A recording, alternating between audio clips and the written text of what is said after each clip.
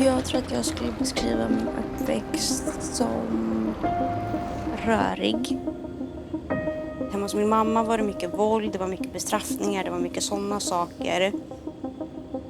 Medan hemma hos min pappa var det mer att han hade sitt problem med alkoholen.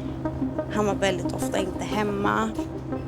Han var väldigt ofta nere liksom på puben.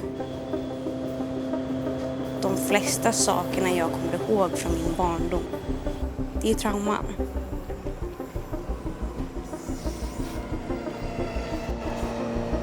Jag förstår ju inte hur jag inte kan ha blivit placerad tidigare.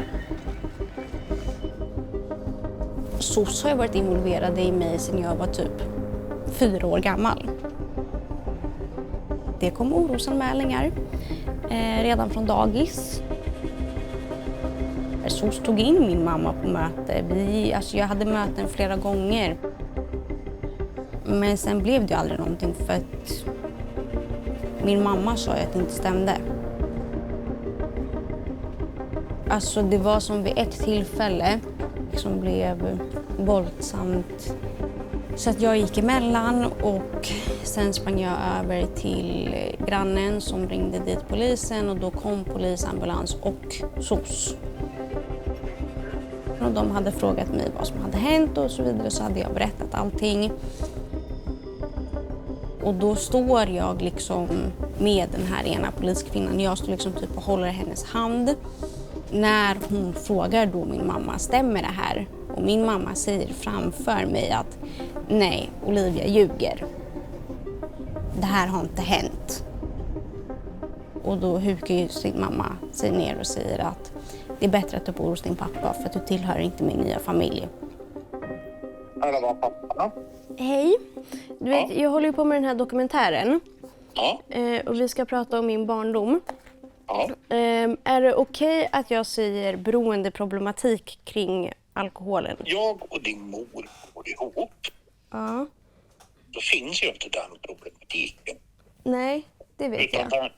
Utan den problematiken, och inte de första åren efter att vi hade heller, utan att vi hade bott ensam en par år som det vart så. Ja. Mm. Men du får säga vad du vill då. Det.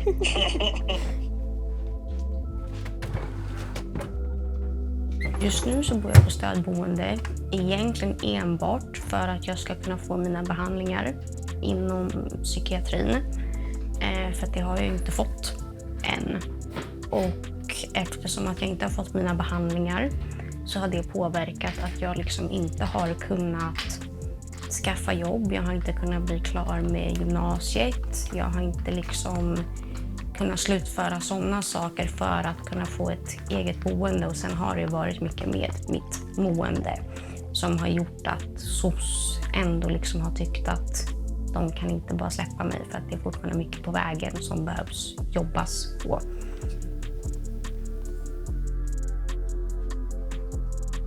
Det här har en personal på psykiatrin gjort. Det här ska föreställa mitt hus hos min mamma för att där sitter min orangea katt Bamse. Och sen så står det vart är festen för att varje gång jag brukade avvika från sjukhuset så brukade jag alltid dra och festa.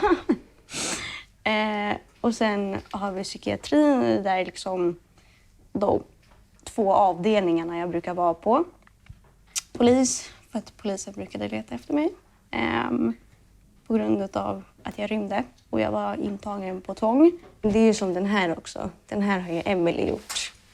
Och det här är att hon har gjort en karta över våran vänskap. Nu ska vi färga mitt hår också. Jag och Emily lärde känna varandra på slutenvården. Sen dess har vi bara varit vänner på utsidan. Vi går inte en dag utan att prata med varandra. Och gör vi det, då vet vi båda att nu mår någon av oss skit. Och som det är idag så hade jag inte kunnat se mitt liv utan henne.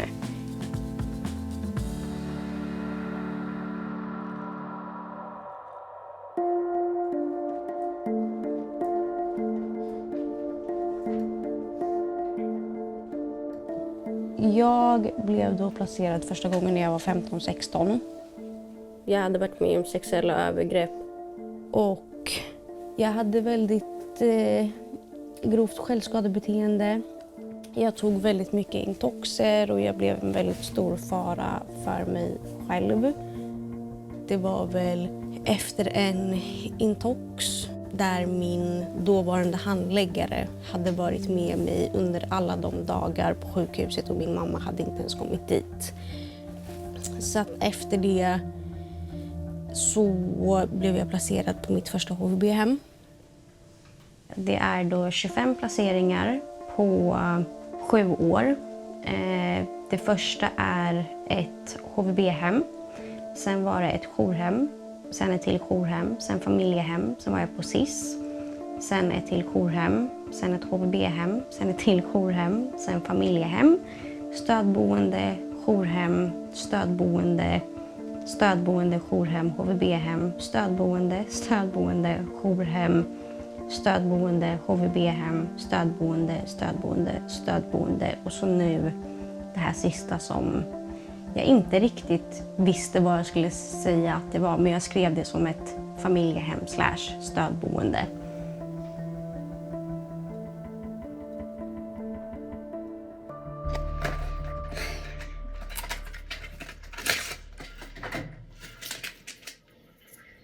Jag är jättenervös. Det här är inte ens okej. Jättepositivt.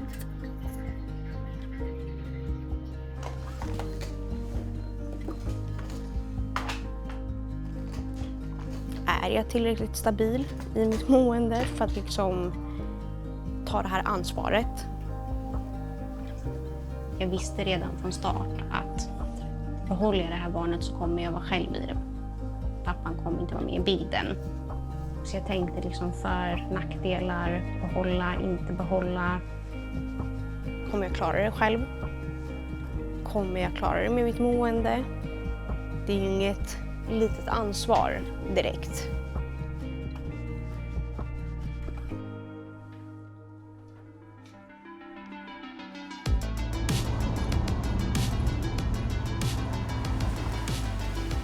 Hej! Hej! Hur mår du?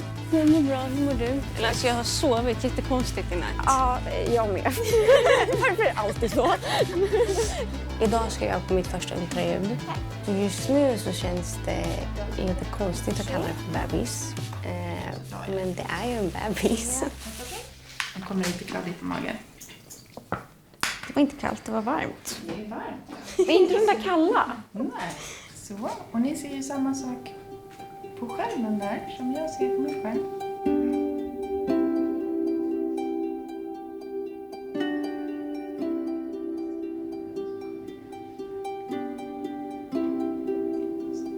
Sparka runt. Vad aktiv den är. Och 2 små fötter. Mellan benet. Fot där. Så. Typ en av de första sakerna jag ser är ju hjärtat. Att hjärtat slår. Man ser hur de små händerna är liksom riktiga händer. Det här kommer vara mitt barn för resten av mitt liv. Kanske får lite ADHD-slängen då.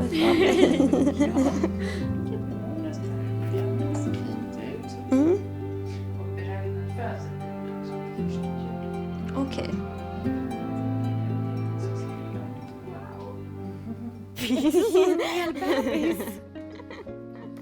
Anledningen till att jag valde att ta med mig Emily till ultraljudet är för att hon är den som är närmast mig. Det är lite som att jag gör det här med henne. Det blir ju också annorlunda eftersom pappan inte är med i bilden. Jag behövde inte ens fråga henne, och hon bara, då tar jag den platsen. Så att det var liksom inget frågetecken kring det. Har du smält det? Nej.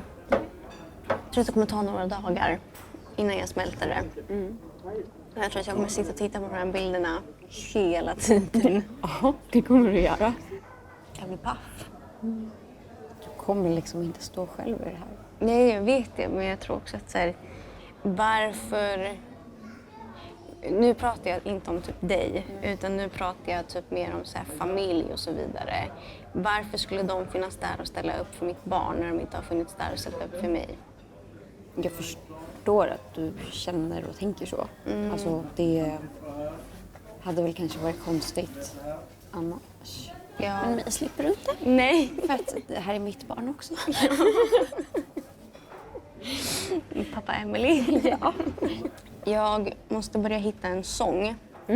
För att sen när bebis är ute, om den blir lugn av det i magen, då kommer den bli lugn av det när den kommer ut. Om den känner igen den från magen. Så har den öron. Hör den vad vi säger just nu? Gud, det låter som att jag inte kan någonting. Jag älskar Emily och liksom hela den här biten. Men hon står också inför en jättejobbig period där hon ska gå en ätstörningsbehandling. Och fullföljer hon inte den här behandlingen och den efterbehandlingen som är, då kommer hon inte kunna vara med på min förlossning, för hon kommer behöva kunna dricka vatten och äta en smörgås. Yes. Hejdå. Och det här har jag även pratat med henne jättemycket om, att så här, det är det jag vill ha med på förlossningen. Men då måste det här också gå hela vägen för att du ska kunna vara ett bra stöd till mig och barnet.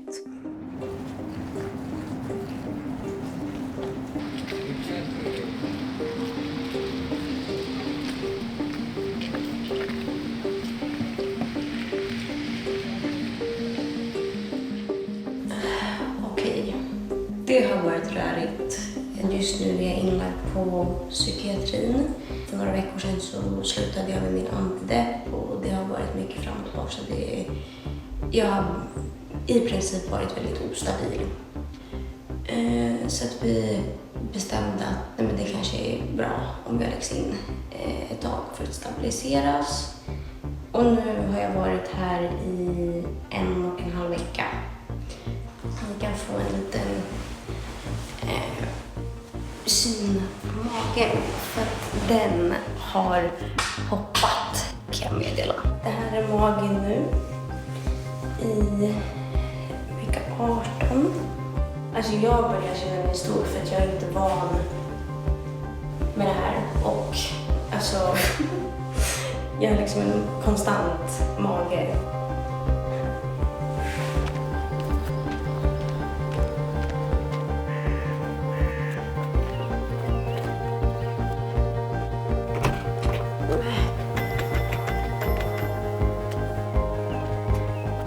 Men Pelin, skynda dig, jag är jättekissnödig. Hej! Det är jobbigt att vara i mammas lägenhet. Vissa rum är lättare att vara i än andra. Och min lilla systers rum är väldigt lätt att vara i. Alltså jag skulle väl mer säga att det är typ saker som jag inte har läkt ifrån. Som liksom är trauman från barndomen. Som jag än idag typ inte kan fullt ut hantera. Har du målat om skötebordet? Ja. Vilken färg blev det? Va? Vilken färg blev det? Vit. Jag får ju väldigt mycket flashbacks från traumatiska händelser. Väldigt mycket i min mammas lägenhet till exempel. Jag kan ibland liksom se föremål eller liksom saker som påminner om vissa saker. Där det liksom blir helt fryst i kroppen. Vissa saker pratar man om helt alltså öppet så. Men när det kommer till sådana saker, om någon inte frågar så är det väl ingenting man bara berättar så. För att det sitter djupt.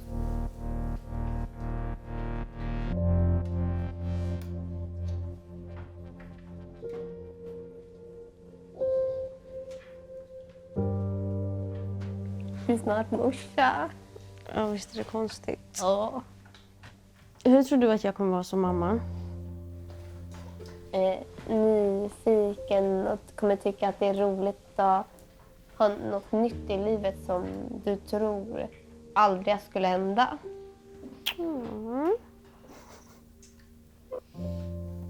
Gud, jag blir lite förrörd. Jag vet inte, som förut så hade du det svårt.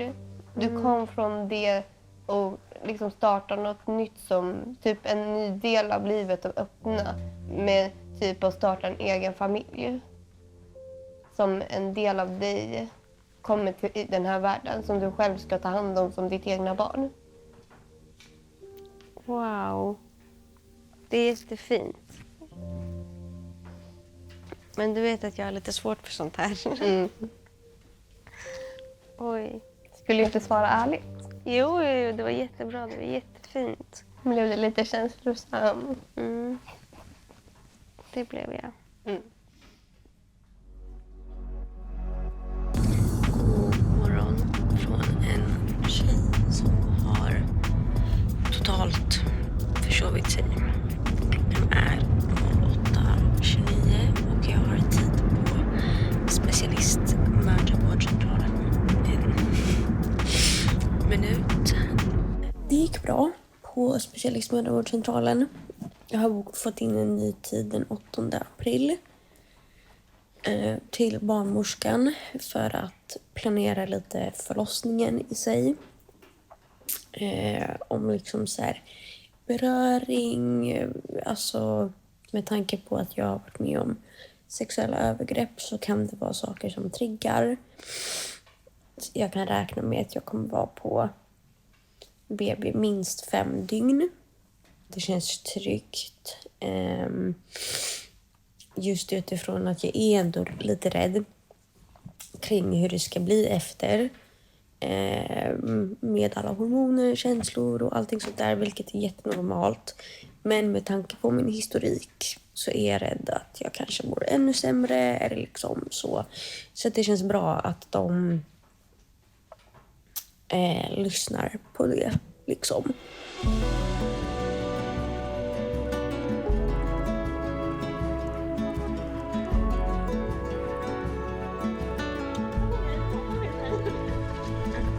Antingen går vi över gräset eller så går vi skogsvägen där. Gräset. Ja, då måste vi klättra. Jag försökte få avdelningen att vi skulle spela fotboll här. Det var tydligen inte en okej idé. Hur stor är bebis imorgon? Jag kan kolla. 30 centimeter. Ja. Och väger ungefär 600 gram. Oj. Och från och med vecka 25 kan jag känna om han har hicka. Gulligt. Men det är obehagligt att hicka själv. Tänk dig att känna att någon annan har hickat i dig. Ja, det där. Undrar hur det kommer kännas. Ja, det är som att säga, magen kommer hoppa till. Men hur känns det att du snart ska hem? Fattar du vad jag menar? Alltså både och. Nu saker liksom börjar kännas så mycket enklare på avdelningen. Men så fort jag då går på permission så blir allting jättesvårt. Och jag fejsar mitt liv helt plötsligt igen. Det är så lätt att sitta i en ätstörning och romantisera och bara jag klarar av mitt liv jättebra när jag är ätstörd. Men det är nu jag börjar inse hur mycket jag går miste om liksom. Och jag vill ju inte det. Jag vill ju bara bli frisk och ha mitt liv och allt som det innebär och typ att...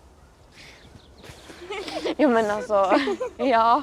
Så det är läskigt. Men jag längtar också hem jättemycket.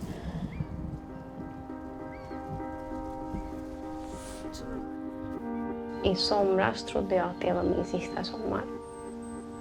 För att jag hamnade i en så svår depression där jag tappade all livslust. Jag gick inte ut. Jag åt inte. Alltså jag gjorde ingenting om dagarna. Och så var jag vaken på nätterna för att undvika människor. om någon hörde av sig för dagen så var jag så jag sov så jag kunde inte ses. När du hamnar så djupt ner så blir du lurad utav din egna hjärna.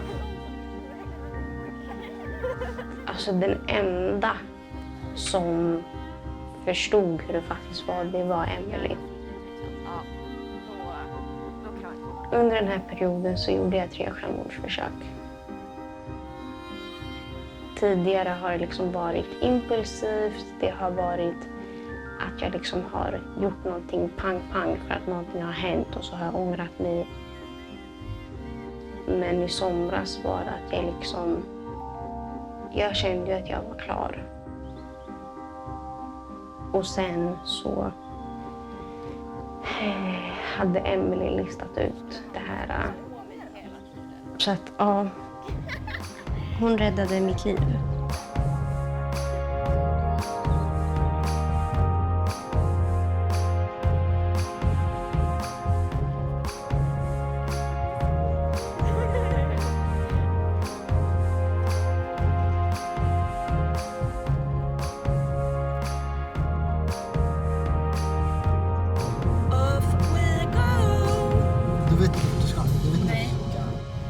Magen är också jättestor. Vecka 31, så det är inte lång tid kvar. Kom! Det här är jättejobbigt.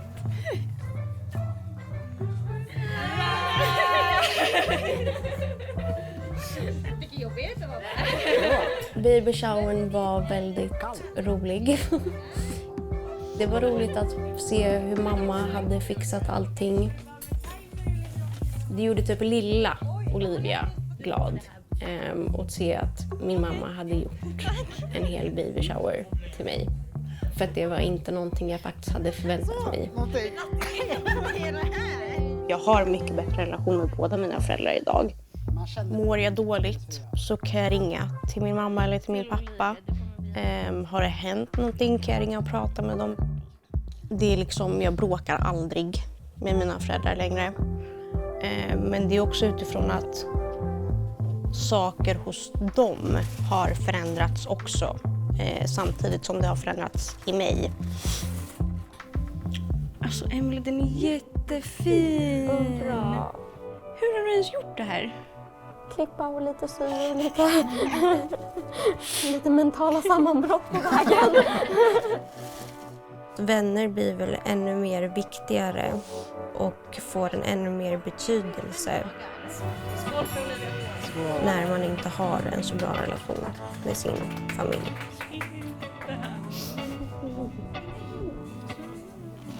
Hej! Att ha vänner som jag kan ringa till och typ skicka en screenshot på att säga jag har varit självskadefri i 3 år. Och liksom att kunna vara stolt kring det. Det betyder mycket mer.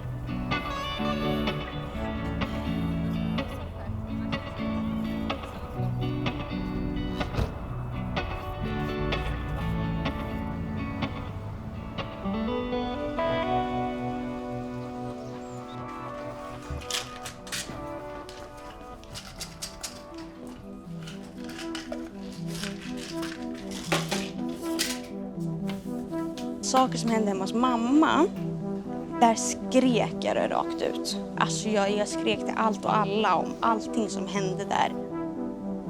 Men däremot när det kom till hur det var hos pappa, om pappa drack och om han var hemma, där sa jag ingenting. Där skyddade jag jättemycket. Jag vet till och med att det var en gång när vi blev kallade till SOS-möte. Och då ville de prata med mig själv och då frågade den här SOS-tanten till mig om pappa drack ofta. Och jag var så nej. Jag bara, han kanske tar en öl då och då. Men jag bara, det är ju normalt. Liksom, det är väl alla vuxna. Jag var rädd att eftersom att de typ påpekade det så var jag rädd att då skulle jag inte få bo hos pappa. Men jag kunde inte bo hos mamma. Där ville jag inte bo. Och sen är det klart att det har påverkat mig att han har kommit hem jättefull och liksom att han somnar i hallen och såna här saker. Men han har ju aldrig fysiskt skadat mig. Så att på så sätt var det ju lugnare hos pappa, eller vad man säger.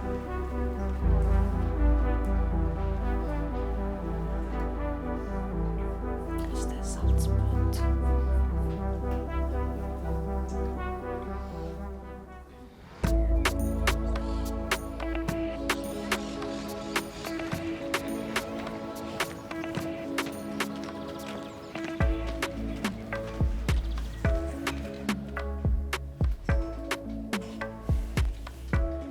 Hej.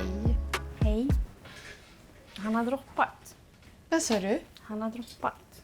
Droppat? Ja. Vadå droppat? Han har sjunkit ner. Aha, du menar magen? Mm. Ja. Ska se, vad har vi? Vänta, vi har vecka 31 plus 4. Så nu kommer vi in i den här tredje, sista svängen. Och nu ska vi börja fundera lite mer på, ja, du ska föda barnet, men du ska kanske också, om du vill, amma barnet. Ja, Ja. för att jag har bara tänkt att amma 2 första månaderna. För att jag ska kunna må bra och kunna ha någorlunda rutiner så behöver jag få tillbaka min ADHD-medicin. Det låter ju klokt, såklart. Okej, men då lyssnar vi och mäter då. Hade man frågat mig för 2 år sedan, då hade jag nog sagt att jag aldrig vill ha en familj.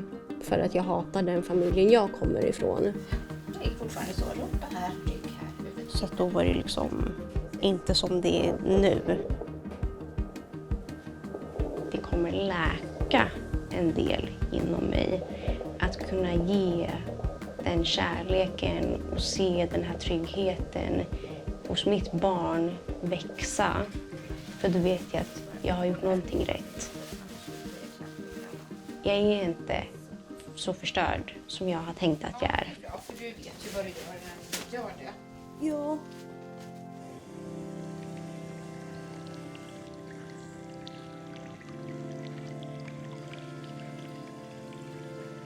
Någonting jag aldrig kommer låta hända mitt barn är ju att den ska behöva gå igenom samma saker som jag har gått igenom i min barndom. Mitt barn kommer aldrig behöva ifrågasätta om jag älskar mitt barn. Så jag kommer aldrig tillåta mitt barn att behöva oroa sig att den inte har ett hem. Jag kommer aldrig låta mitt barn hamna i en situation där det blir att den tänker att min familj inte vill ha mig eller min mamma vill inte ha mig.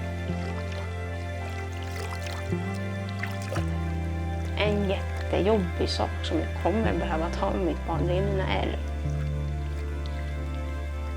En rädsla jag har är till exempel, tänk om mitt barn blir mobbad för att den har en mamma med ärr. Och sådana saker. Och det vet jag inte hur jag ska hantera idag. Men det är ju någonting som är med mig i mina tankar som gör lite ont. När jag tittar på mina armar, då kan jag inte förstå hur jag kan ha gjort det mot mig själv. Hur kan jag ha mått så pass dåligt att jag har valt att skada mig själv? Det som gör mest ont i mig, det är att tänka att andra människor har skadat mig så pass mycket att jag har valt att skada mig själv. Det finns saker min mamma har gjort som jag aldrig kommer kunna förstå. Men där har ju jag också ett val. Vill jag gå runt och hata min mamma och vara arg på henne för resten av mitt liv? Eller kan jag acceptera att det har hänt och gå vidare för min egna skull?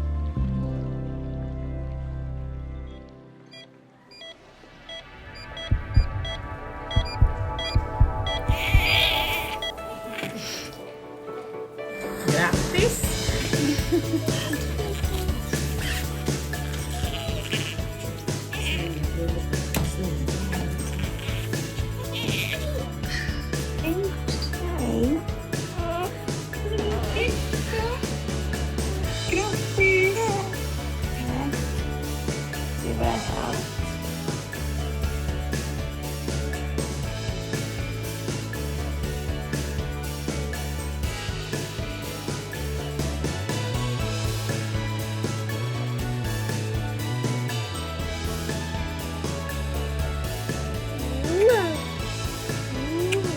ser rädd ut.